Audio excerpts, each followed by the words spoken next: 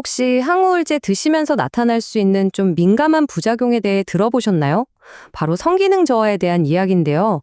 이게 혼자 끙끙 앓기 쉬운 문제지만 여기엔 아주 명확한 과학적 이유가 있고요. 또 해결 방법도 분명히 있습니다.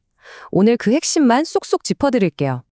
어쩌면 지금 이 문제가 바로 여러분의 이야기일 수도 있겠다는 생각이 드네요.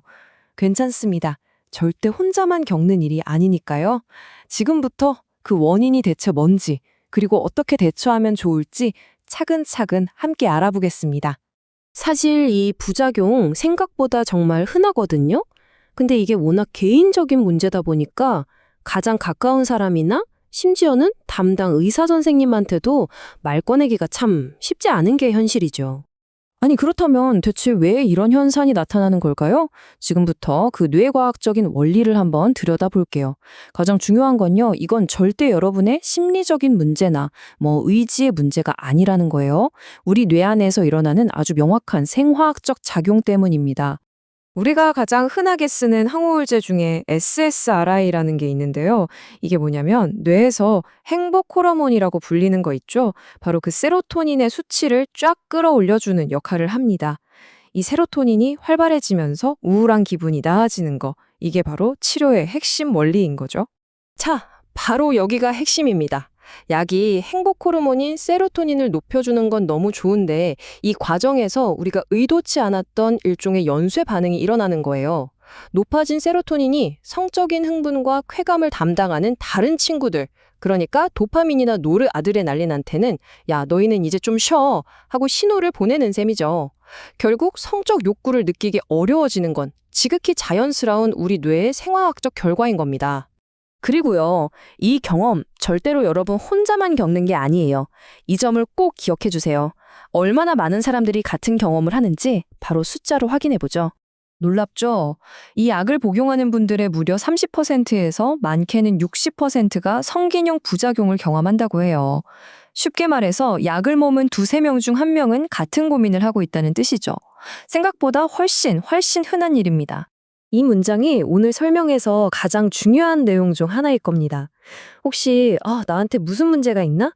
혹은 이게 벌써 노화 때문인가? 하고 스스로를 탓하고 계셨다면 이제 그 마음 편안하게 내려놓으셔도 됩니다.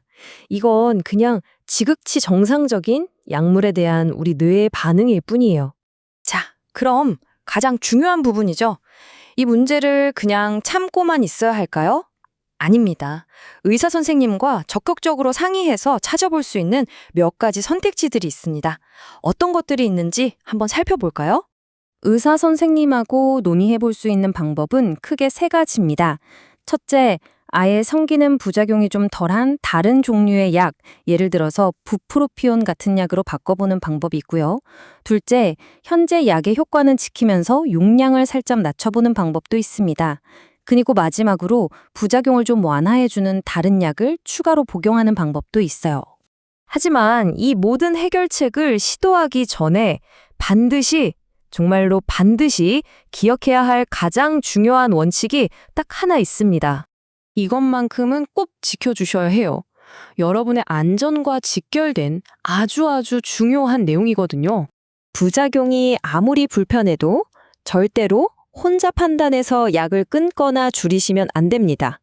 갑자기 약을 중단하면요, 심한 금단 증상을 겪을 수도 있고 무엇보다 힘들게 안정시켜 놓았던 우울증이 재발할 위험이 굉장히 높아져요. 약에 대한 모든 결정은 반드시 의사와 상의한 후에 내려야 합니다. 오늘 이야기의 결론입니다. 불편함을 혼자 참지 마세요. 의사에게 솔직하게 이야기하는 것, 그게 바로 더 나은 치료로 가는 가장 중요하고 빠른 첫걸음입니다. 이건 불평이 아니에요. 내 몸과 마음을 더 적극적으로 돌보기 위한 가장 건강하고 용기 있는 소통이라는 점을 꼭 기억해 주세요.